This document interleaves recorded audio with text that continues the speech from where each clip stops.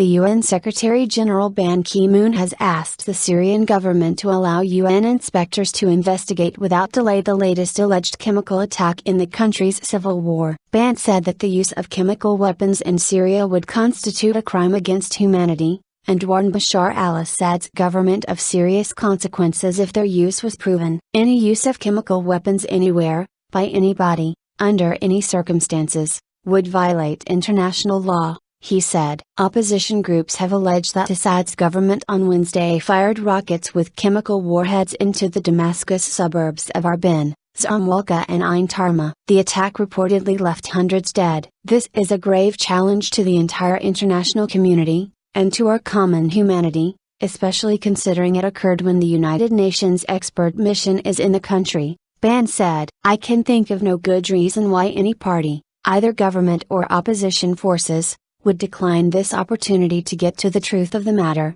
the UN chief told a diplomatic forum in the South Korean capital, Seoul. According to a statement on Thursday, Ban had instructed Angela Kane, the UN's High Representative on Disarmament Affairs, to travel to the Syrian capital. Meanwhile, activists said government warplanes hit areas where the alleged chemical attack took place again on Thursday. Navi Pillay, the UN High Commissioner for Human Rights, echoed Ban's sentiment and said the gas attack allegations were exceptionally grave. This absolute prohibition applies in all circumstances.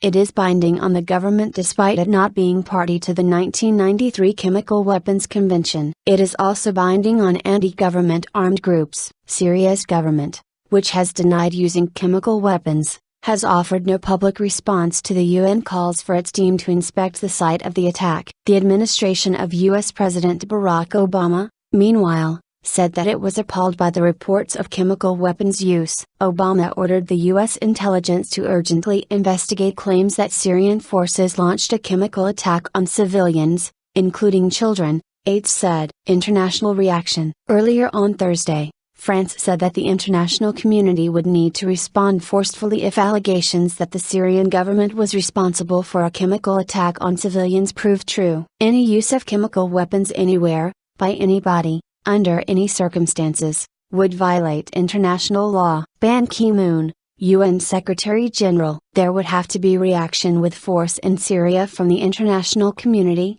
but there is no question of sending troops on the ground, the Foreign Minister Laurent Fabius told the French television network BFM. If the UN Security Council could not make a decision, one would have to be taken in other ways, he said. Without elaborating, he appears to be hinting at threatening some kind of military action in order to put pressure on Syria, said Al Jazeera's Jackie Rowland, reporting from France. The Syrian National Coalition has said more than 1,300 people had died, while videos and photographs showed scenes of dozens of people foaming at the mouth and of bodies stacked up in morgues. Foreign governments have demanded immediate access for the UN Chemical Weapons Investigation Team to the sites of the alleged attacks. On Thursday, the Turkish Foreign Minister Ahmet Davutoglu said a red line was crossed in Syria and called for international action. Washington has previously described chemical weapons use as a red line that might prompt it to intervene militarily in Syria.